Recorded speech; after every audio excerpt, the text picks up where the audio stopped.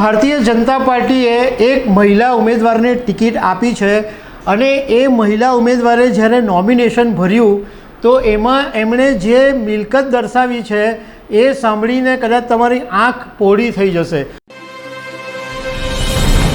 નમસ્કાર દર્શક મિત્રો, ભારતીય જનતા પાર્ટીએ એક મહિલા ઉમેદવારને ટિકિટ આપી છે અને એ મહિલા ઉમેદવારે જ્યારે નોમિનેશન ભર્યું તો એમાં એમણે જે મિલકત દર્શાવી છે એ સાંભળીને કદાચ તમારી આંખ પોળી થઈ જશે। તો આ મહિલા ઉમેદવારે એના પતિ સાથેની જે સંયુક્ત મિલકત છે એ 1400 કરોડ રૂપિયા બતાવી છે અને આ મહિલા ઉમેદવાર દક્ષિણ ગોવામાંથી છે અને એમણે જ્યારે ફોર્મ ભર્યું અને નોમિનેશન ફાઇલ કર્યું ત્યારે 119 પાનાનું નોમિનેશન ફાઇલ કર્યું છે। તો એમની પાસે શું મિલકત છે એના વિશે હું તમારી સાથે વાત કરીશ। મારું નામ રાજેશ શાહ છે અને તમે જોઈ રહ્યા છો ખબર છે.com। દર્શક મિત્રો, ભારતીય જનતા પાર્ટીએ ગોવામાંથી એટલે દક્ષિણ ગોવામાંથી પલ્લવી ડેમ્પોને ટિકિટ આપી છે અને પલ્લવી ડેમ્પો એ દક્ષિણ ગોવાના એકદમ જાણીતા બિઝનેસમેન શ્રીનિવાસન ડેમ્પોના પત્ની છે। ગોવામાં ટોટલ લોકસભાની 2 જ બેઠકો છે, એક ઉત્તરી ગોવા અને બીજી દક્ષિણ ગોવા। જ્યારે પલ્લવી ડેમ્પો ફોર્મ ભરવા ગયા ત્યારે એમની સાથે ગોવાના મુખ્યમંત્રી પ્રમોદ સાવંત પણ હતા અને પલ્લવી ડેમ્પોએ 119 પાનાનું નોમિનેશન ફાઇલ કર્યું છે। એમાં એમણે પોતાના પતિ સાથેની જે ટોટલ મિલકત છે એ 1400 કરોડ રૂપિયા બતાવી છે।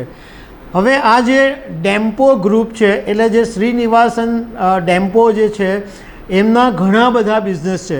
એક તો ફૂટબોલ લીગથી માંડીને ફૂટબોલ લીગની ફ્રેન્ચાઇઝીથી માંડીને રિયલ એસ્ટેટ બિઝનેસમાં છે, શિપિંગ બિઝનેસમાં છે, એજ્યુકેશન બિઝનેસમાં છે, માઇનિંગ બિઝનેસમાં છે, એવા ઘણા બધા બિઝનેસની અંદર આ ડેમ્પો ગ્રુપ સામેલ છે।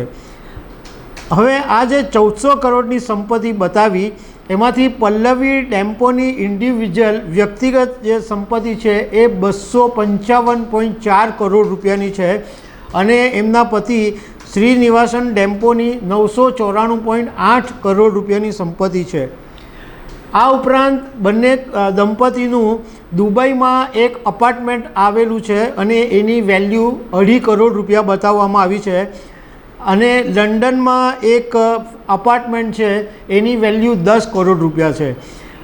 દક્ષિણ ગોવા ઉપરાંત દેશના અન્ય ભાગોની અંદર પણ ઘણી બધી જગ્યાએ આ ડેમ્પો ગ્રુપની પ્રોપર્ટી આવેલી છે। પલ્લવી ડેમ્પોની પાસે પોતાની 3 મર્સિડીઝ કાર છે અને એક કેડેલિક કાર છે, એ ઉપરાંત એક મહિન્દ્રા એસયુવી પણ છે અને પલ્લવીએ જે નોમિનેશનમાં બતાવ્યું છે એ મુજબ એમની પાસે 5.7 કરોડ રૂપિયાનું સોનું છે અને એમનું સૌથી મોટું જે ઇન્વેસ્ટમેન્ટ છે એ બોન્ડની અંદર છે।